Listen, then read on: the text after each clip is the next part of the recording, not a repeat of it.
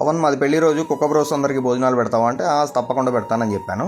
Items అన్ని తీసుకొచ్చేసి biryani ready చేస్తుంటే పిల్లేష్ గాడు వచ్చాడు. అన్నా అన్నాడు, ఏంట్రా అప్పుడే వచ్చావు, ఈ చికెన్ తింటా ఉండు, రెడీ అయ్యాక పిలుస్తాను అన్న. సరే తిని ఇంక వెయిట్ చేయలేక వెళ్ళిపోయాడు. బిర్యానీ రెడీ అయ్యాక చూస్తే పిల్లేష్ గాడు లేడు. అరే పాపం వెళ్ళిపోయాడరా అనుకునే లోపు చిన్నగా వచ్చి కూర్చుంటున్నాడు. సరే వాడికి పెట్టేసి ఏ డిగ్రీ లేని వాళ్ళకి పెడిగ్రీ దిక్కని పెడిగ్రీ బ్యాగ్ ఒకటి బిర్యానీ తీసుకొని కుక్క బ్రోల్కి పెడదామని వెళ్ళాం. ఇక్కడ ట్రైనింగ్ సెషన్ నడుస్తుంది. పిల్లల్ని అవతలకు పంపించి అవతలకు తీసుకురావడం ఎలా అని.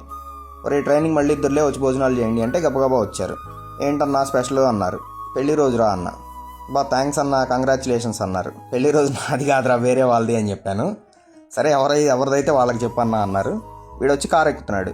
అన్న మీతో పాటు వచ్చి వెనక్కి కూర్చొని తింటా ఉంటా అన్న అని. దిగు మళ్ళీ వస్తాంలే రోజు అని అంటే ఇంక దిగాడు.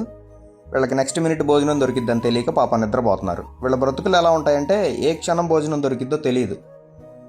చూడాల్సిన ప్లేసులు అన్నీ చూస్తారు. ఆ రోజు భోజనం దొరకపోతే పడుకొని నిద్రపోతారు. కొంతమంది ఈ ఆకలితో ఉన్న వాటికి అన్నం పెడతంటే పెట్టొద్దు అంటారు. యూనివర్స్ ఏం చేసిద్దంటే వీడికి రేపొద్దున అవసరం అయినప్పుడు ఎవడో సహాయం చేయడానికి వస్తే వాడికి చెప్పిద్ది, వాడికి ఏం అవసరం లేదు లేపో అని ఇంకొకటితో చెప్పి ఇచ్చిద్ది.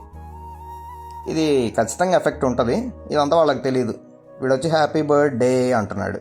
ఒరే బర్త్డే కాదురా పెళ్లి రోజురా అన్న. సరే ఏదో ఒకటి అన్న, కంగ్రాచులేషన్స్ అన్నాడు. నాకు కాదురా ప్రియా గారని పేరు చెప్పొద్దు అన్నారు, అందుకే చెప్పట్లేదు, ఆవిడికి చెప్పు అని చెప్పాను.